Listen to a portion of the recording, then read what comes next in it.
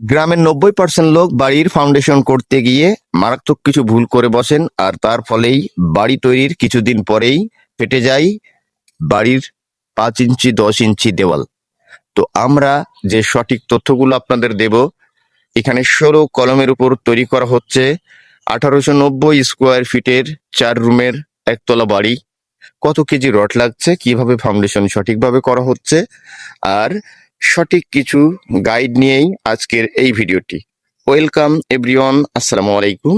দর্শক দেখুন, পুটিং কলমটি ওঠানো হয়েছে মাটি লেভেল বরাবর এবং মাটি লেভেল বরাবরই দেওয়া হচ্ছে ইটের সলিং।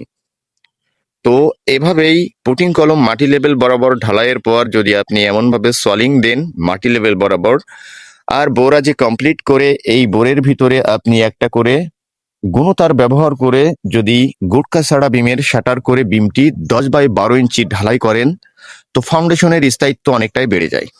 আর এই জায়গাতেই 100% লোক ভুল করে, তাই কিছু টাকা খরচ বাঁচানোর জন্য এমনভাবে বিম না করে বাড়ির ভিটা লেভেলে বিম ঢালাই করেন, আর সেই বিম এর নিচ থেকে 5 ইঞ্চি দেওয়ালগুলো ভেঙে ফেটে যায় বাড়ি তৈরির কিছুদিন পরেই।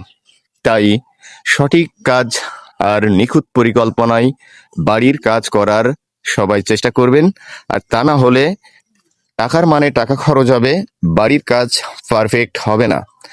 আমাদের এই 2 তলা ফাউন্ডেশনের মোট 16 কলম দিয়ে বাড়িটার এতটা কাজের জন্য এখন পর্যন্ত রডের প্রয়োজন পড়েছে 1184 কেজি। অতএব কিছু কলমে 4 পিস রড আর কিছু কলমে 6 পিস রড।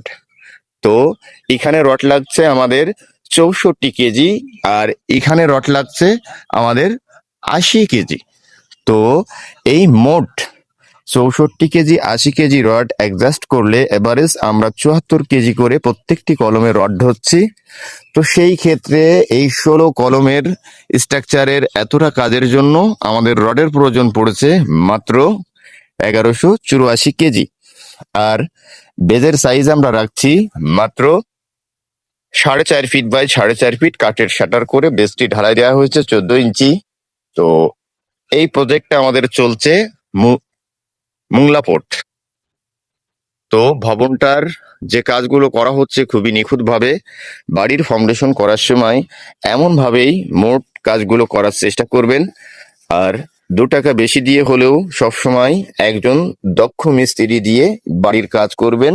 আর নিখুঁত কাজ করতে হলে অবশ্যই আপনাকে ইঞ্জিনিয়ার প্ল্যানে বাড়ির নির্মাণাধীন কাজগুলো করতে হবে। তো আমরা এখানে বিম ঢালাইয়ের প্রস্তুতি নিচ্ছি। এখানে আরো যে বিষয়গুলো আছে, প্রত্যেকটা সলিং যখন আপনি বসাবেন অবশ্যই প্রত্যেকটা ইটে 1 ইঞ্চি করে গ্যাপ রাখতে হবে।